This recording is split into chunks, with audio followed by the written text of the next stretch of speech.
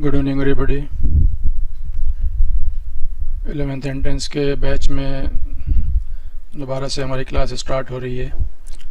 पहले हम लोगों ने लॉज ऑफ मोशन और फ्रिक्शन पार्ट पढ़ा था और अब हम लोग 12th का पहला टॉपिक है। एनसीईआरटी में तो खैर आगे पीछे भी है। ऑप्टिक्स पहले लाइट वाला पार्ट आता है और बाद में इलेक्ट्रिसिटी आता है, लेकिन हम लोग यहाँ पे पहले इलेक्ट्रिसिटी ले रहे हैं। इलेक्ट्रिसिटी नाम जानते हैं ना, सारा काम आज हमारी डेली लाइफ में इलेक्ट्रिसिटी का सारा काम है। और आज की डेट में देखा जाए तो मतलब कि है ना, बगैर इलेक्ट्रिसिटी के कोई काम नहीं होता। तो हमें इलेक्ट्रिसिटी के बारे में यहाँ पे पढ़ना है डिटेल में, ठीक है। देखिए, सबसे पहले यहाँ पे इलेक्ट्रिक करंट हम डिफाइन करते हैं। इलेक्ट्रिक करंट है ना, ये वर्ड हमारे लिए बहुत कॉमन सा वर्ड है। इसको हम लोग कैसे कैसे डिफाइन करते हैं। तो इलेक्ट्रिक करंट की जो पहली डेफिनेशन है बिल्कुल सिंपल वर्ड में, वो है flow of charge constitutes electric current. Flow of charge है ना। अब ये चार्ज वर्ड हम नहीं जानते हैं अभी बर वक्त, लेकिन हमको इलेक्ट्रिक करंट समझाना है तो चार्ज वर्ड को भी समझाना पड़ेगा। तो flow of charge constitutes electric current. अब मान लीजिए कोई वायर है, उसके अंदर जो है चार्ज फ्लो हो रहा है ना। कोई वायर है, उसके अंदर चार्ज फ्लो हो रहा है, उसका एक क्रॉस सेक्शनल एरिया ले लिया जाए। तो अगर इस क्रॉस सेक्शन पे हम खड़े हो जाएं और एक गिवन टाइम t में या गिवन टाइम dt में, dt एक छोटा सा टाइम होता है और t एक फाइनाइट टाइम होता है, तो गिवन टाइम t में अगर q चार्ज यहाँ से फ्लो किया तो यहाँ से जो इलेक्ट्रिक करंट फ्लो करके गई है by definition that is given by q by t। q by T तब बोलेंगे जब हम एक फाइनाइट टाइम लेंगे, और अगर हम स्मॉल टाइम के फॉर्म में लेंगे तो स्मॉल टाइम में स्मॉल चार्ज फ्लो करेगा। तो इसको हम लोग इलेक्ट्रिक करंट की जो प्रॉपर डेफिनेशन है वो है आपकी, electric current is defined as amount of charge flowing through any cross section of the wire per unit time, है ना। इसको और सिंपल वर्ड्स में बोलते हैं rate of charge flow. D Q by D two क्या पढ़ेंगे, रेट ऑफ चार्ज फ्लो। तो यहाँ पे हमने इलेक्ट्रिक करंट की डेफिनेशन दे दी, लेकिन हम लोग डायरेक्टली इलेक्ट्रिक करंट नहीं पढ़ेंगे, क्योंकि इलेक्ट्रिक करंट में सबसे पहली जो चीज़ है वो है चार्ज, फ्लो ऑफ चार्ज। तो पहले हमें चार्ज के बारे में पढ़ना होगा डिटेल में, और चार्ज से रिलेटेड बहुत सारी बातें बताएंगे। और ये जो इंट्रोडक्टरी पार्ट होगा, इस पार्ट से डायरेक्टली क्वेश्चन कम होंगे, लेकिन अगर हमको करंट के बारे में पढ़ना है तो चार्ज के बारे में पढ़ना ही पड़ेगा। तो इसलिए ये आज का जो पहला लेक्चर रहेगा, आप सभी लोग नोट्स आपके पास ऑलरेडी होंगे, मैंने भिजवा दिए हैं। तो एक एक लाइन पढ़ लीजिए, ये थ्योरेटिकल पार्ट होगा। यहाँ से क्वेश्चन कम फ्रेम होंगे, लेकिन ये बेस बनेगा, ये बैकग्राउंड बनेगा। हमें करंट के चैप्टर में, करंट के पार्ट में जब आगे बढ़ेंगे तो ये सब बातें क्लियर होंगी, चार्ज और उससे रिलेटेड प्रॉपर्टीज़, उससे रिलेटेड बातें। तभी तो हम करंट के बारे में पढ़ेंगे, तो हमें जो है आसानी होगी समझने में, ठीक है। तो यहाँ देखिए, हमें जब हम इलेक्ट्रिक करंट में जाएंगे तो ये भी पढ़ेंगे what causes charges to move, है ना। वायर में जो चार्ज फ्लो कर रहा है, करंट बन रही है, तो क्या उसका कॉज होगा, तो उसके लिए वर्ड क्या है, पोटेंशियल डिफरेंस। तो अल्टीमेटली हमको इलेक्ट्रिक करंट में अगर आगे बढ़ना होगा तो सबसे पहले पोटेंशियल डिफरेंस वर्ड तक पहुंचना होगा, और पोटेंशियल डिफरेंस वर्ड हम स्टेप बाय स्टेप पहुंचेंगे, ठीक है। तो जिस तरीके से पोटेंशियल डिफरेंस की ज़रूरत है हमें चार्ज के फ्लो कराने के लिए, यानी करंट के लिए, तो ऐसी कोई एनालॉजी हमारे फिजिक्स में और भी एग्जिस्ट करती है क्या? यस, आप कंपेयर कर सकते हो। लिक्विड फ्लो करता है या एयर फ्लो करती है, ब्लो करती है कहाँ, हायर प्रेशर से लोअर प्रेशर, हायर प्रेशर से लोअर प्रेशर, यानी लिक्विड के फ्लो होने के लिए हमें क्या चाहिए, एक प्रेशर डिफरेंस चाहिए। तो लिक्विड के फ्लो होने के लिए प्रेशर डिफरेंस चाहिए, चार्ज के फ्लो होने के लिए पोटेंशियल डिफरेंस चाहिए। इसको हम एनालॉजी कहते हैं। फिजिक्स के डिफरेंट पार्ट्स में एनालॉजी होती है, ठीक है। देखिए, इलेक्ट्रिसिटी वर्ड इन जनरल तो हम लोग इलेक्ट्रिक करंट के बारे में ही सोचते हैं, लेकिन थ्योरेटिकली हम लोग यहाँ पे इलेक्ट्रिसिटी को दो पार्ट में मानते हैं। एक को बोलते हैं स्टैटिक इलेक्ट्रिसिटी और दूसरे को बोलते हैं करंट इलेक्ट्रिसिटी।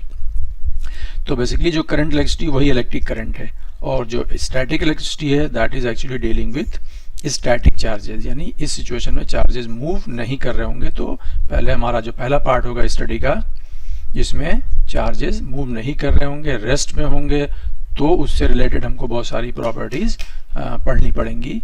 तभी फिर जब मूविंग में आएंगे तभी हम उनको और बेहतर तरीके से समझ पाएंगे। तो पहले स्टैटिक कंडीशन में, बाद में मूविंग कंडीशन में। इस तरीके से ये दो पार्ट हो गया, स्टैटिक इलेक्ट्रिसिटी और करंट इलेक्ट्रिसिटी, यानी मूविंग चार्जेस से डील करेंगे तो हम उसको करंट इलेक्ट्रिसिटी बोलेंगे, और स्टैटिक चार्जेस डील करेंगे तो उसको हम लोग स्टैटिक इलेक्ट्रिसिटी बोलेंगे। इसी को हम लोग आगे जो है 12th के जाएंगे तो इलेक्ट्रोस्टैटिक कहते हैं, इलेक्ट्रोस्टैटिक यानी study of charges at rest. तो जैसा कि मैंने बताया आपको, इलेक्ट्रिक करंट में आगे बढ़ने से पहले हमें स्टैटिक करंट यानी स्टैटिक चार्ज के बारे में बात करनी है। तो चार्ज को हमें समझाना, सबसे पहले चार्ज को कोई डेफिनेशन देनी है, चार्ज को समझाना है। तो हम चार्ज को समझने की दो बातें पूछेंगे। एक तो ये कि जो चार्ज वर्ड है, बेसिक सोर्स क्या है चार्ज का, कहाँ से चार्ज आता है। और दूसरा होगा कि भाई चलो चार्ज आ गया हमारे पास, जहाँ से भी आना आ गया, तो अब वो क्या इफेक्ट प्रोड्यूस करेगा। अब यहाँ पे एक चार्ज बॉडी है तो इसका इफेक्ट हमको दिखाई देना चाहिए कि भाई यहाँ पे एक चार्ज बॉडी रखी गई है, नहीं। तो सबसे पहला पार्ट होगा what is the basic source of charge. ये नोट्स आप पढ़ लीजिएगा ध्यान से, मैं आपको समझाता हूँ बेसिक सोर्स ऑफ चार्ज क्या है। देखिए, सारी बॉडीज जो है they are made up of, all the bodies are made up of atoms and molecules. Atoms में क्या होता है, एटम्स में होता है न्यूक्लियस, न्यूक्लियस के अंदर होते हैं न्यूट्रॉन एंड प्रोटॉन, और उसके आउटर शेल में होते हैं इलेक्ट्रॉन। एक नॉर्मल जो एटम होता है, हमारा कॉन्सेप्ट है कि उसके अंदर जितने प्रोटॉन होते हैं उतने ही उसके आउटर शेल में इलेक्ट्रॉन होते हैं। और ऐसे एटम को और ऐसी बॉडी को हम लोग बोलेंगे न्यूट्रल बॉडी यानी अनचार्ज। यानी जिस बॉडी के ऊपर, जिस एटम के ऊपर number of electron number of proton बराबर होंगे, हम बोलेंगे कि उस पर कोई चार्ज नहीं है, वो न्यूट्रल बॉडी है, ठीक है। लेकिन हम अगर एक एटम से यानी एक बॉडी से चाहें तो एक इलेक्ट्रॉन को, एक या एक से ज़्यादा इलेक्ट्रॉन को हम लोग क्या कर सकते हैं, एक बॉडी से दूसरी बॉडी को ट्रांसफ़र कर देंगे, और ये काम बहुत आसानी से किया जा सकता है।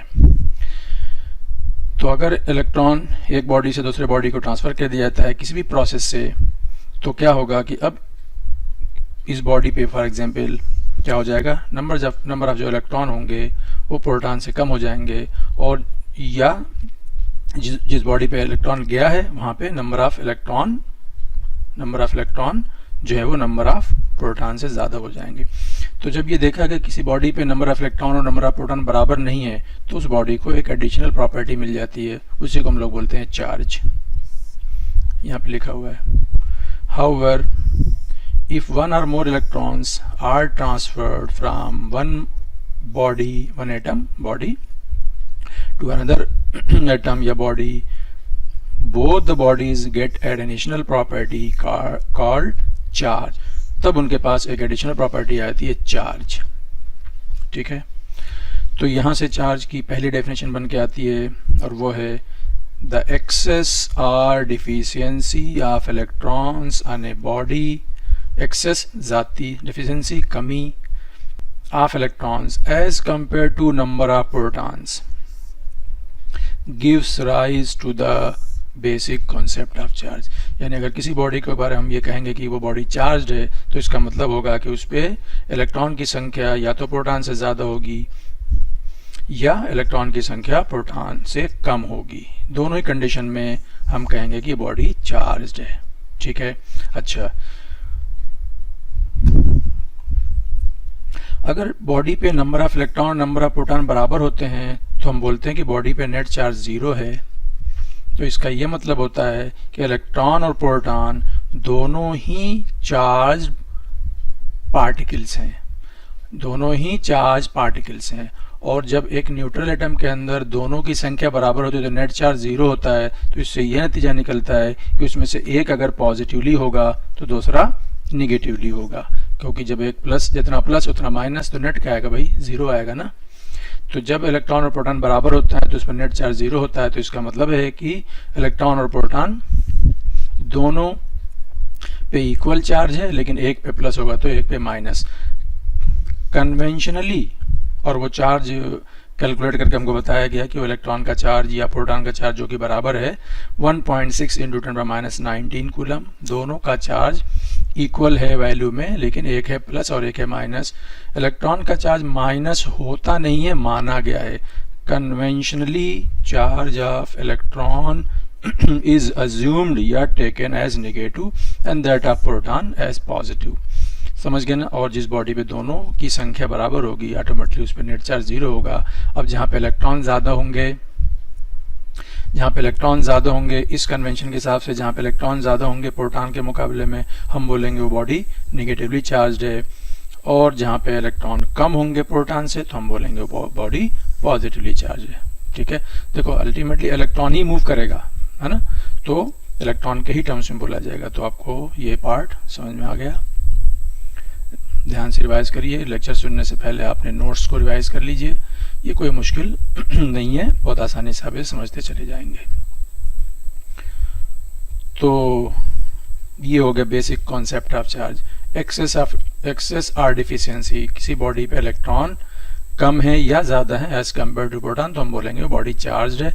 और इस तरीके से दो टाइप की चार्ज बॉडी होंगी, एक होगी निगेटिवली चार्ज और एक होगी पॉजिटिवली चार्ज। दो टाइप के चार्ज होंगे, पॉजिटिव चार्ज और निगेटिव चार्ज। ठीक है, तो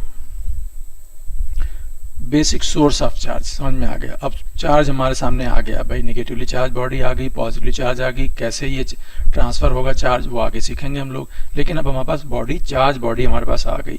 अब इस चार्ज बॉडी, इस चार्ज को हम पहचानेंगे उसके इफेक्ट से। भाई अब यहाँ पे मैं हूँ तो मेरा यहाँ पे इफेक्ट है, तो वो इफेक्ट के पॉइंट ऑफ व्यू समझाएंगे हम लोग चार्ज को। What are the effects of charge. तो उसमें तीन पार्ट हैं। पहला पार्ट है स्टैटिक चार्ज। अगर चार्ज रेस्ट पे है तो वो क्या करेगा, वो अपने चारों तरफ के रीजन में अपना इफेक्ट प्रोड्यूस करेगा और इस इफेक्ट को हम कहते हैं इलेक्ट्रिक फील्ड। तो स्टैटिक चार्ज क्या करेगा, इलेक्ट्रिक फील्ड प्रोड्यूस करेगा।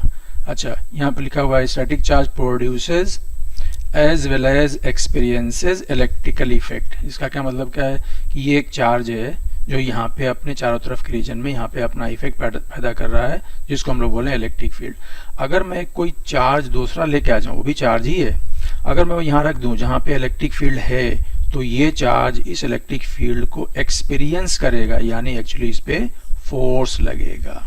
यानी जब एक चार्ज पार्टिकल को इलेक्ट्रिक फील्ड में रखा जाता है तो उस पर फोर्स लगता है। तो ये चार्ज की प्रॉपर्टी क्या है, फील्ड को एक्सपीरियंस करने की।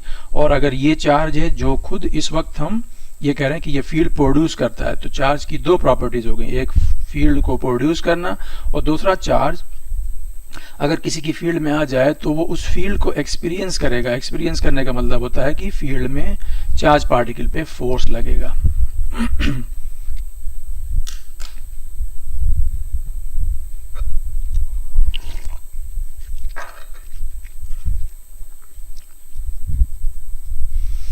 static charge produce as well as experience electrical effect। अगर चार्ज स्टैटिक ना हो तो static charge produces as well as experiences electrical effect. Moving charge, moving में दो पार्ट है, एक पार्ट है मूविंग विथ कांस्टेंट वेलोसिटी और दूसरा होगा एक्सेलरेटेड। फिर दोनों में फर्क होगा थोड़ा सा। तो अगर वो चार्ज पार्टिकल मूव कर रहा है कांस्टेंट वेलोसिटी से, तो हम मानेंगे कि वो इलेक्ट्रिक फील्ड के अलावा एक अलग तरीके का इफेक्ट प्रोड्यूस करेगा, जिसको हम लोग बोलेंगे मैग्नेटिक इफेक्ट या मैग्नेटिक फील्ड। तो मूविंग चार्ज क्या करेगा, इलेक्ट्रिक तो करेगा ही, मैग्नेटिक इफेक्ट प्रोड्यूस करेगा। और अगर कोई मैग्नेटिक फील्ड है और वहां पे एक चार्ज पार्टिकल मूव करेगा, तो उस पे तो ये मूविंग चार्ज क्या करेगा, इस मैग्नेटिक फील्ड जिसको हम लोग बी से रिप्रेजेंट करते हैं, आगे पढ़ेंगे हम लोग इसके बारे में। तो ये जो मूविंग चार्ज है ये क्या करेगा, इस फील्ड को एक्सपीरियंस करेगा, यानी इस पे फोर्स लगेगा। तो moving charge will produce as well as experience magnetic effect as well as electric effect. Charge है तो इलेक्ट्रिक इफेक्ट तो करेगा, मूविंग है कांस्टेंट वेलोसिटी से तो वो मैग्नेटिक इफेक्ट भी प्रोड्यूस भी करेगा और एक्सपीरियंस भी कर सकता है। और एक्सीलरेटेड चार्ज क्या करेगा, इलेक्ट्रिक फील्ड प्रोड्यूस करेगा, मैग्नेटिक फील्ड भी करेगा, और साथ में हम बोलेंगे कि वो क्या करेगा, it will produce electromagnetic radiation. Electromagnetic wave आपने नाम सुना होगा, लाइट वेव्स, अल्ट्रावायलेट, सभी जो हैं ये सभी के सभी क्या है, इलेक्ट्रोमैग्नेटिक वेव्स हैं और हम मानते हैं कि इनका बेसिक जो सोर्स है वो है accelerated charge. Ultimately electromagnetic wave में इलेक्ट्रिक और मैग्नेटिक फील्ड ही है, समझ गए ना। तो हमें इसके बारे में अभी कोई डिटेल में नहीं पढ़ना है, जस्ट मेंशन कर दिया यहाँ पे। तो जो इस थर्ड पॉइंट को अगर हम शामिल कर लें या ना करें तो कोई फर्क नहीं पड़ेगा। तो यहाँ पे चार्ज की एक दूसरी डेफिनेशन, एक अल्टरनेट डेफिनेशन बन के आ गई हमारे पास। Charge is the property of matter by virtue of which it produces as well as experiences electrical and magnetic effects, है ना। उसमें इलेक्ट्रोमैग्नेटिक वेव में भी दोनों चीजें आ गई तो उसको बोलने की जरूरत नहीं है। Charge is a property of matter by virtue of which it produces as well as experiences electrical and magnetic effects. तो ये हो गया चार्ज क्या इफेक्ट प्रोड्यूस कर सकता है। तो ये बेसिक इंट्रोडक्शन हो गया चार्ज का। अब इसके बाद हम लोग यूनिट ऑफ चार्ज, है ना, चार्ज एक फिजिकल क्वांटिटी होगी तो उसका यूनिट बताना होगा। हमारे पास सिस्टम ऑफ यूनिट होता है, SI सिस्टम, MK सिस्टम और SI सिस्टम जो है वो इंटरनेशनल सिस्टम है, ये पूरी फिजिक्स को कवर करता है। तो SI सिस्टम में हम लोग बोलते हैं कि बेसिकली जो इलेक्ट्रिक करंट है वो है फंडामेंटल क्वांटिटी और उसकी यूनिट एम्पियर जो है वो फंडामेंटल यूनिट है। आप जानते हो ना, हर एक फिजिकल क्वांटिटी को फंडामेंटल यूनिट के टर्म्स में लिखा जाता है। तो करंट की डेफिनेशन होती है I बराबर Q बाई टी, तो यहाँ से Q बराबर हो जाएगा I इंटू टी, ठीक है। तो अगर मुझे चार्ज की यूनिट बनानी होगी तो मुझे क्या करना, करंट की यूनिट दैट इज एम्पियर, ये माइनस साइन नहीं है, डैश करके लिखते हैं, इनटू सेकंड, वो एक्चुअली इनटू है।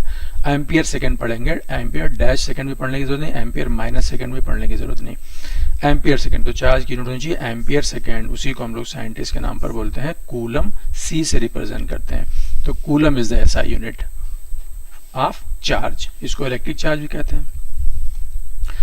उसके अलावा हमारे प्रैक्टिकल यूनिट हैं दो, यहाँ पे चार्ज की दो प्रैक्टिकल यूनिट है। एक होता है ampere hour that is 3600 coulomb, और एक होता है फैराडे, 1 फैराडे इज 96500 कूलम। इसका यूज कहीं कहीं होता है तो पता होना चाहिए।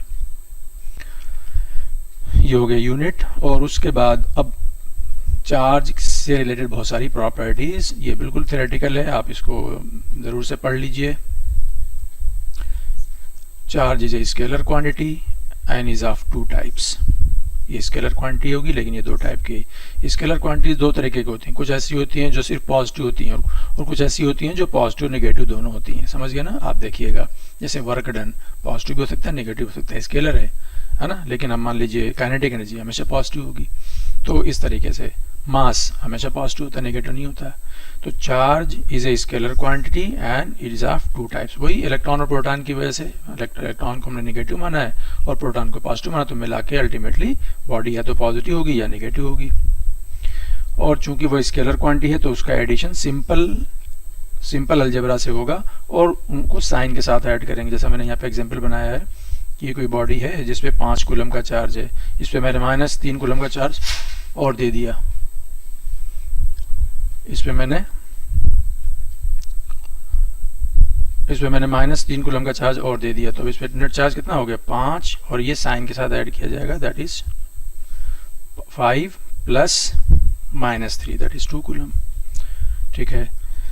Next property, charge is always associated with mass, यानी जो बॉडी के पास चार्ज होगा उसके पास मास भी होगा। मास के बगैर चार्ज एग्जिस्ट नहीं करता, क्योंकि इलेक्ट्रॉन अगर जो है वो बेसिक कॉन्सेप्ट है चार्ज का, तो इलेक्ट्रॉन के पास भी तो मास है। तो charge is always associated with mass, यानी बगैर मास के चार्ज एग्जिस्ट नहीं कर सकता, क्योंकि इलेक्ट्रॉन का तो मास होता ही है, ठीक है।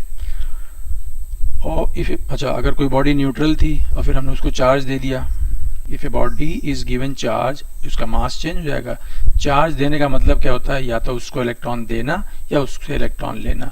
तो अगर हमने उसको इलेक्ट्रॉन दिया होगा वो बॉडी नेगेटिवली चार्ज हो जाएगी, और इलेक्ट्रॉन चूंकि दिया है तो मास उसमें ऐड हो गया है, तो इस तरीके से जो नेगेटिवली चार्ज बॉडी होगी उसका मास बढ़ जाएगा और पॉजिटिवली चार्ज बॉडी का मास घट जाएगा। क्यों? क्योंकि एक्चुअली उससे आपने इलेक्ट्रॉन लिया है, प्रोटॉन दिया नहीं जाता है, सिर्फ इलेक्ट्रॉन ही लिया जाता है, दिया जाता है।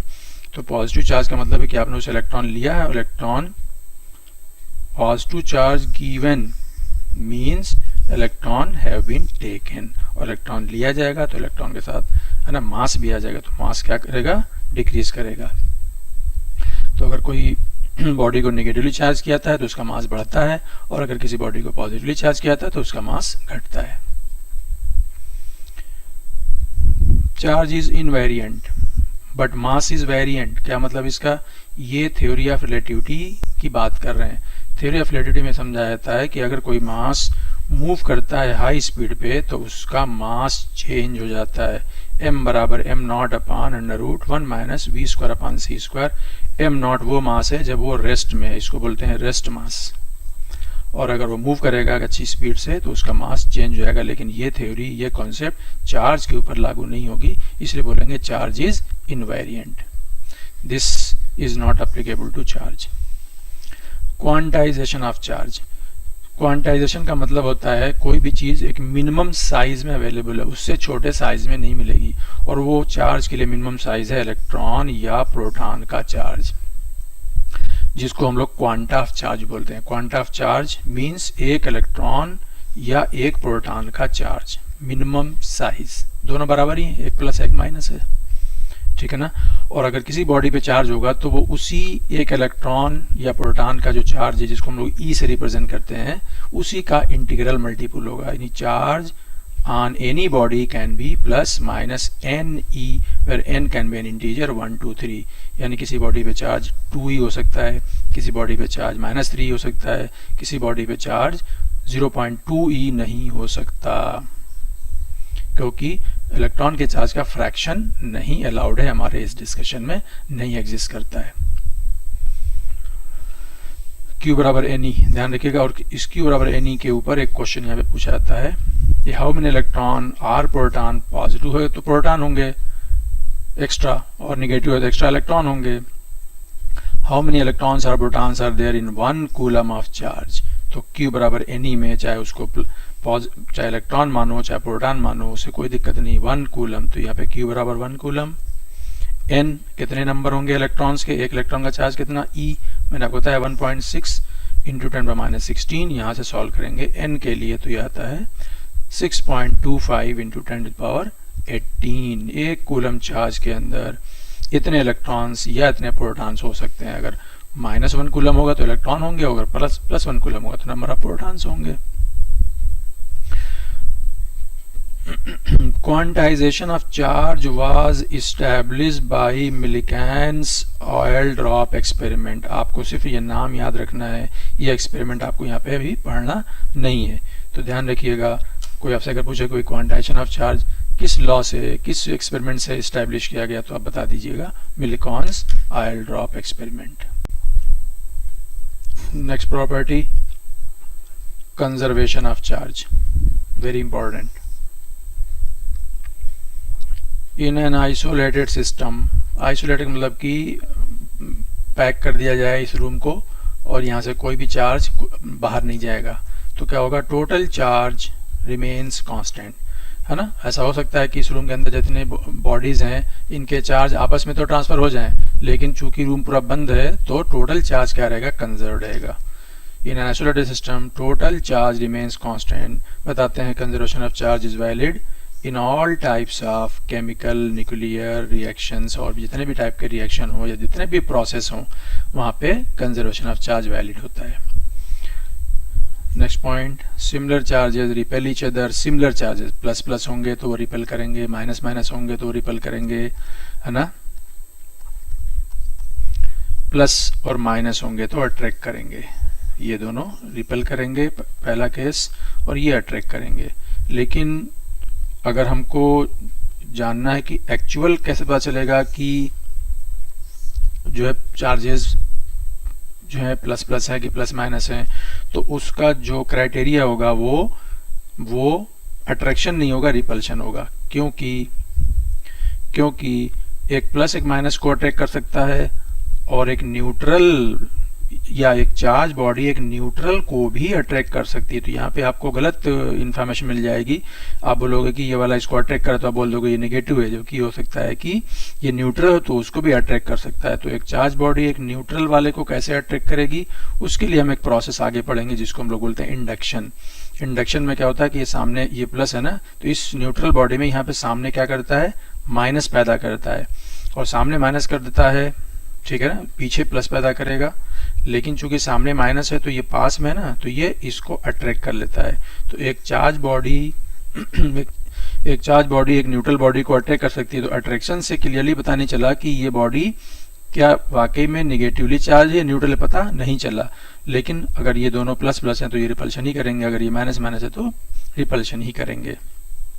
इसीलिए बोलते हैं true test of electrification is, यानी चार्जेस को जानने का जो ट्रू टेस्ट है वो रिपल्शन है। अट्रैक्शन में हमें कंफ्यूजन हो सकता है, धोखा हो सकता है, क्योंकि एक प्लस एक माइनस को अट्रैक्ट कर सकता है, लेकिन एक प्लस एक न्यूट्रल को भी अट्रैक्ट कर सकता है। कैसे करेगा वो इंडक्शन का प्रोसेस है, आगे हम पढ़ेंगे।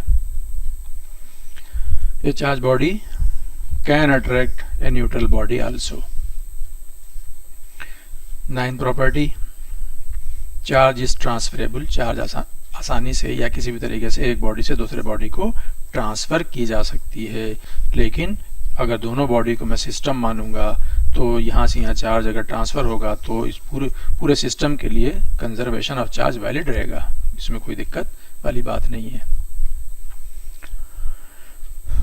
ये हो गया आपकी प्रॉपर्टीज। और उसके बाद what are the methods of producing charge on a body, एक बॉडी को कैसे चार्ज दिया जाए, उसको कैसे चार्ज किया जाए, उस पर कैसे चार्ज ट्रांसफर किया जाए, मेथड्स ऑफ चार्जिंग या methods of transferring charge on a body.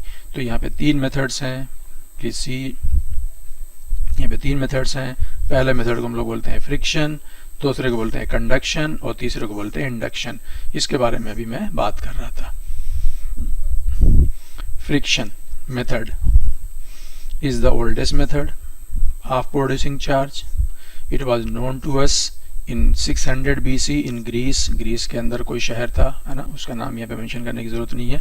वहाँ पे लोग जानते थे कि इस तरीके से अगर हम क्या कर सकते हैं। What is this process of friction? Friction का प्रोसेस है when two bodies are rubbed against each other, electrons may be transferred from one body to the other. Rubbing, है ना, रबिंग से है ना करेंगे हम बहुत आसानी से। ये एक्सपेरिमेंट घर पे कर सकते हैं। ड्राई हेयर में कॉम रब कर दें, बहुत सारे ऑब्जर्वेशन से हम देख सकते हैं। समर में कई बार जो है हमारे कपड़े जो है वो बॉडी से जो है रब करते हैं, तो आप देखेंगे कि जो वहाँ पे एक शॉकिंग सा लगने लगता है, शॉक सा लगता है कि वहाँ पे अट्रैक्शन शुरू होता है। तो ये बहुत आसानी से आप कर सकते हैं। When two bodies are rubbed against each other, electrons may be transferred from one body to the other. In the process, both the bodies will be charged. और इलेक्ट्रॉन एक बॉडी से दूसरी बॉडी चला जाएगा, तो जिस पे चला गया वो नेगेटिवली चार्ज बॉडी बन गई, और जहाँ से गया वो पॉजिटिवली बन गई। तो इस तरीके से एक बन जाएगा पॉजिटिवली चार्ज, दूसरा बन जाएगा नेगेटिवली चार्ज। इसके एग्जाम्पल्स बड़े पॉपुलर हैं और मैंने बता दिया आपको कि हम डेली लाइफ में इसको आसानी से ऑब्जर्व कर सकते हैं। तो ये एग्जाम्पल सिर्फ आपको इंफॉर्मेशन के फॉर्म में याद रखना है। पहला एग्जाम्पल है ए गिलास rod rubbed with silk cloth. अगर हम ऐसा करेंगे तो क्या होगा? गिलास rod becomes positively charge and silk cloth becomes negatively. आपको यहाँ पे ये नहीं सोचना कि सिल्क क्लॉथ क्यों नेगेटिव हुआ, रॉड ही क्यों प्लस हुई। वो तो डिपेंड करता है कि कौन सी बॉडी इलेक्ट्रॉन को आसानी से लूज कर सकती है। तो हमें उसके बारे में यहाँ पे नहीं पढ़ना, हमें इसे फैक्चुअली याद रखना है कि अगर गिलास रॉड को रब किया जाएगा सिल्क क्लॉथ से, तो गिलास रॉड बनेगा पॉजिटिवली चार्ज और सिल्क क्लॉथ बनेगी negatively charge.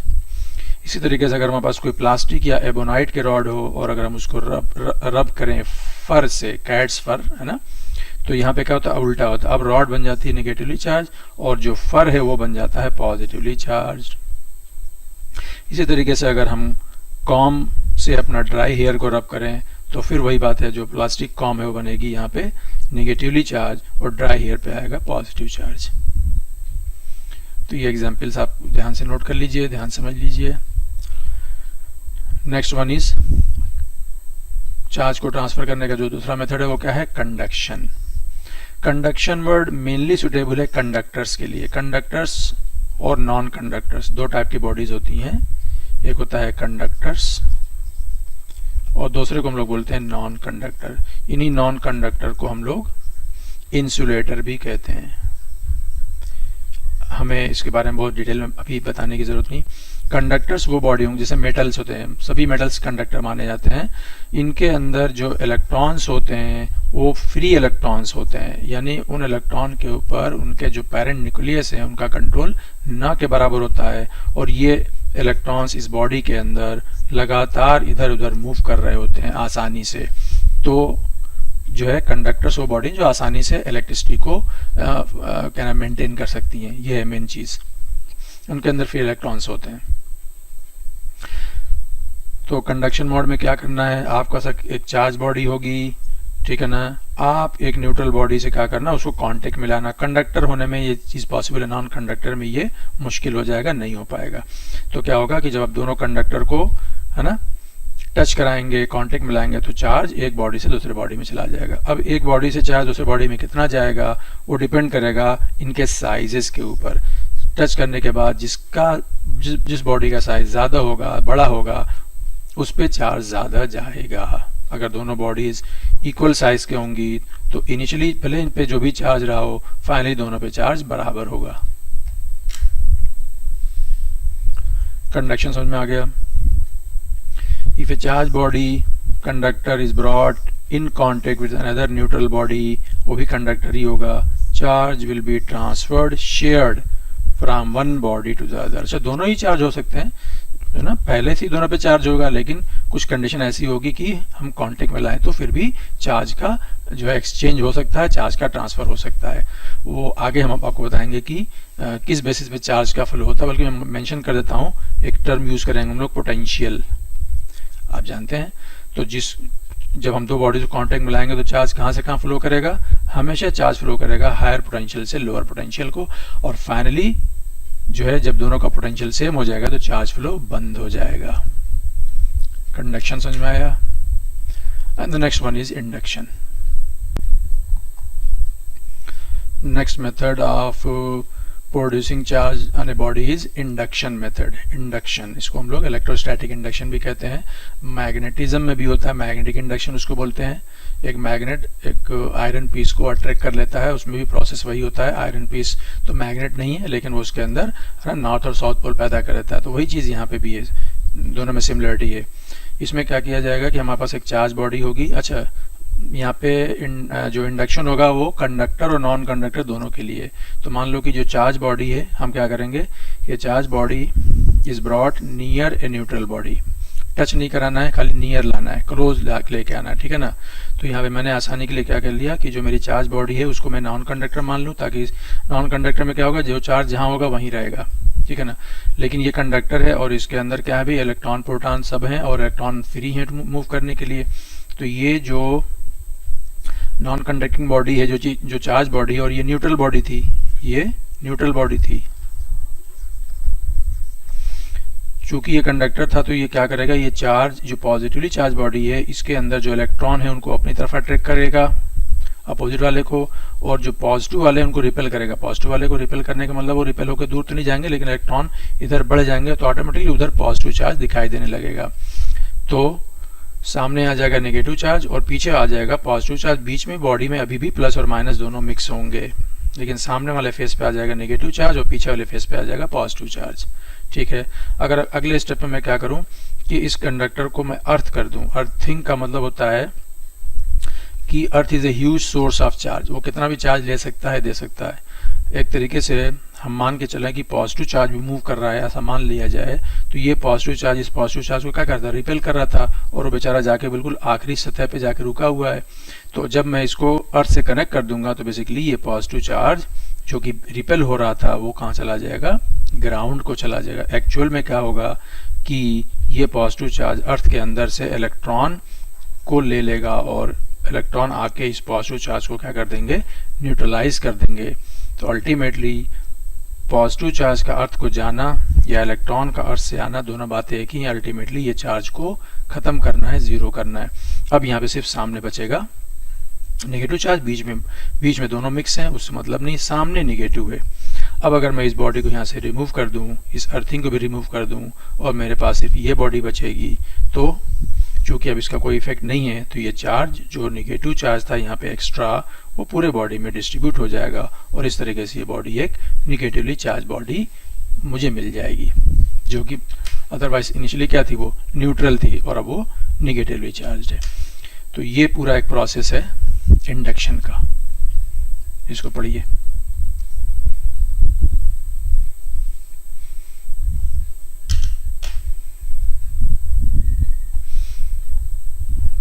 Next one is Coulomb's law. Coulomb's law deals with electrostatic force. जिस तरीके से Newton's law of gravitation basically defines gravitational force between two masses, और कूलम्स लॉ डिफाइन करता है electrostatic force between two charges. इसको हम लोग बोलते हैं एनालॉजी, सिमिलरिटी। तो ये दोनों एक दूसरे के एनालॉगस हैं। तो अगर आपने न्यूटन्स लॉ ऑफ ग्रेविटेशन पढ़ा है तो कूलम्स लॉ पढ़ने में आपको कोई दिक्कत नहीं आएगी, ठीक है ना। ये थ्योरी पार्ट है और आपने इसको पहले से, उम्मीद करता हूँ सभी लोगों ने पढ़ लिया है, उसके बाद लेक्चर सुनेंगे, तो इसलिए ये थोड़ा सा फास्टर मोड में मैं करा रहा हूँ, क्योंकि मेन जो हमारा जो प्रॉब्लम सॉल्विंग एरिया है वो करंट, इलेक्ट्रिक करंट वाला पार्ट है, रेजिस्टेंस है, सर्किट सॉल्विंग है, इक्विवेलेंट रेजिस्टेंस है, वहाँ पे हमको टाइम सफिशिएंट देना है। कूलम्स लॉ की क्या डेफिनेशन है? According to this law, the force acting between two point का मतलब होता है वेरी स्मॉल साइज, स्टेशनरी, यानी ये बड़े बॉडी के लिए डायरेक्टली नहीं है, छोटे पॉइंट साइज। ये पॉइंट ऑब्जेक्ट का कॉन्सेप्ट है, हमारे मैकेनिक्स में बताया जाता है। पॉइंट मास स्टेशनरी, ओरिजिनल जो लॉ है वो स्टेशनरी यानी स्टैटिक चार्जेस के लिए, मूविंग चार्जेस के लिए नहीं है। केप्ट इन ए मीडियम का इफेक्ट रहेगा, यानी कि वो अलग अलग मीडियम में रखे जाएंगे तो अलग अलग फोर्स लगेगा, इसलिए यहाँ पे मेंशन कर दिया केप्ट इन ए मीडियम। अगर मीडियम की अहमियत नहीं होती तो कुछ भी बोल दो, केप्ट एनीवेयर, ठीक है ना। According this law, the force acting between two point, ये तीन word important, point, stationary charges होने चाहिए रुके हुए, और मीडियम में, किस मीडियम में बताना पड़ेगा। According this law, the force acting between two point stationary charges kept in a medium is directly proportional to the product of the two charges। अगर इसको आप जानते होंगे आसानी से, आगे हम इसको फॉलो कर लेंगे। is inversely proportional to the square of the distance between them। ये दो जो पॉइंट हो गए वो उस फोर्स के मैग्नीट्यूड की तरफ इशारा कर रहे हैं। तीसरा पॉइंट मीडियम की अहमियत को समझा रहा है।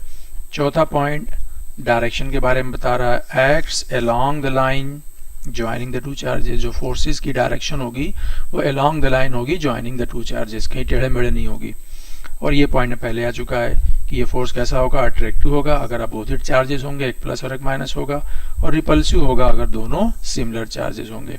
और ये जो फोर्स होगा वो न्यूटन के थर्ड लॉ को फॉलो करेगा, यानी दोनों पे दो चार्जेस होंगे तो दोनों चार्जेस पे ये फोर्स काम करेगा इक्वल एंड अपोजिट। अगर इस पे राइट वर्ड काम करेगा तो इस पे लेफ्ट वर्ड काम करेगा।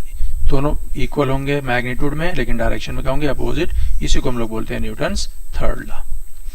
इसको अगर मैथमेटिकली रिप्रेजेंट करें तो क्या होगा, ये दो चार्जेस रखे गए हैं Q1 Q2 के r डिस्टेंस पर, तो कूलम्स लॉ के पॉइंट ऑफ व्यू से क्या होना चाहिए, F should be directly proportional to Q1 into Q2। ये डायरेक्टली प्रोपोर्शनल है, F should be directly proportional to 1/r²। इसको बोलेंगे इनवर्सली प्रोपोर्शनल टू r²। दोनों को मिला दिया जाएगा तो ये हो जाएगा F directly proportional to Q1 Q2/r²। F is equal to K Q1 Q2/r²।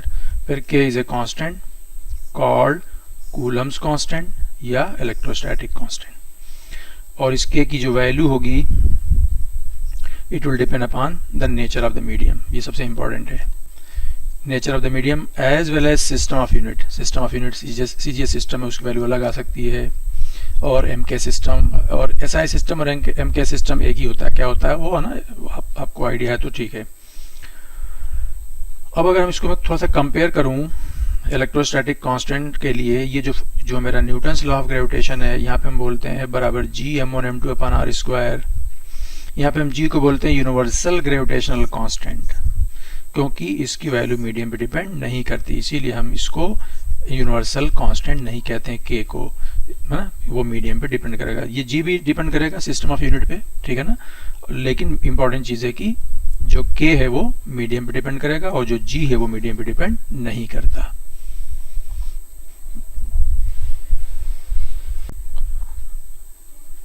तो जो हमारा इलेक्ट्रोस्टैटिक कांस्टेंट है उसकी वैल्यू डिपेंड करती है मीडियम पे और सिस्टम ऑफ यूनिट पे। तो हम लोग सबसे पहले क्या करते हैं कि हम लोग लेते हैं एसआई सिस्टम, यस, और मीडियम जो होगा वो हमारा होगा वैक्यूम। वैक्यूम एक ऐसा मीडियम है, एक ऐसा स्पेस है जहाँ पे कोई पार्टिकल्स नहीं है, फिर भी हम मानते हैं कि वो एक मीडियम है इस पॉइंट ऑफ व्यू से कि अगर ये दो चार्जेस वैक्यूम में भी रखें तो भी एक दूसरे पे फोर्स लगाएंगे, तो उसको भी हम एक मीडियम के फॉर्म में ट्रीट करेंगे, जबकि वहाँ पे कोई पार्टिकल्स नहीं होंगे, कोई मटेरियल नहीं होगा, वो एक ओपन स्पेस होगा, है ना। हमारे आउटर स्पेस में अर्थ के बहुत दूर जाएंगे तो हमको इस तरीके का स्पेस मिल सकता है। सन से आने वाली एनर्जी जो है वो ऐसे बहुत सारे वैक्यूम से भी होके आती है, तो वहाँ पे जो लाइट है जिसके बारे में बताया मैंने कि इलेक्ट्रोमैग्नेटिक वेव है, तो जाहिर सी बात है कि इलेक्ट्रिकोमैग्नेटिक फील्ड चल के हमारे पास आ रही हैं और वहाँ पे स्पेस में वैक्यूम में मतलब इलेक्ट्रिक फील्ड और मैग्नेटिक फील्ड अलाउड हैं। तो वैक्यूम एक मीडियम के फॉर्म में ट्रीट किया जा रहा है जहाँ पे कोई पार्टिकल नहीं है, फिर भी वो एक स्पेस है। तो in SI system for vacuum हम लोग वैल्यू ऑफ के कैलकुलेट करेंगे एक्सपेरिमेंटली, एंड जब उसको हम एक्सपेरिमेंटली कैलकुलेट करेंगे तो वो वैल्यू आती है 9 × 10⁹। इसकी यूनिट चेक करोगे ये आएगी न्यूटन मीटर स्क्वायर पर कूलम स्क्वायर। यहाँ से देख लो के की यूनिट क्या आएगी, इसको यहाँ रखो, इस आर स्क्वायर को यहाँ मल्टीप्लाई करो, ये हो जाएगा फोर्स न्यूटन मीटर स्क्वायर, और ये कूलम कूलम कूलम स्क्वायर, तो न्यूटन मीटर स्क्वायर पर coulomb square. In SI system for vacuum, value of K is calculated experimentally and is found to be 9 × 10⁹। अब इसी जो K की वैल्यू 9 × 10⁹ आई है ये वैक्यूम के लिए है, तो इसलिए हम इस वैल्यू को वैक्यूम के एक पैरामीटर के फॉर्म में लिखेंगे और इसी K को हम लिखते हैं 1/4 pi epsilon not. Epsilon not ये है सिंबल, ये जीरो लगाते हैं उसको नॉट पढ़ते हैं, है ना, ठीक है। और एप्सिलॉन ये हमारा ग्रीक अल्फाबेट में आता है, अल्फा बीटा गामा, उसी में एक एप्सिलॉन है, एप्सिलॉन एप्सिलॉन ऐसा कुछ भी पढ़ सकते हैं। नॉट वर्ड लगा रहे हैं वैक्यूम के लिए, तो चूंकि ये वैल्यू वैक्यूम की है तो इसमें वैक्यूम का एक कैरेक्टर दिखना चाहिए और वैक्यूम का कैरेक्टर है एप्सिलॉन नॉट, और ठीक है ना, where epsilon naught is a characteristic of vacuum called absolute, absolute word फिर वैक्यूम के लिए, permittivity of free space, free space फिर वैक्यूम के लिए, तो अल्टीमेटली सिंपल वर्ड क्या है, परमिटिविटी ऑफ फ्री स्पेस। तो इसका मतलब हो गया कि जो चीज 9 × 10⁹ है उसी को हमने लिख दिया 1/4 पाई एप्सिलॉन नॉट। यहां से एप्सिलॉन नॉट की वैल्यू कैलकुलेट की जा सकती है और वो आती है आपको 8.85 × 10⁻12, और यूनिट क्या हो जाएगी, रिवर्स हो जाएगी, है ना। इसकी यूनिट है न्यूटन मीटर स्क्वायर पर कूलम स्क्वायर, तो एप्सिलॉन नॉट की यूनिट रिवर्स हो जाएगी, आप चेक कर लो।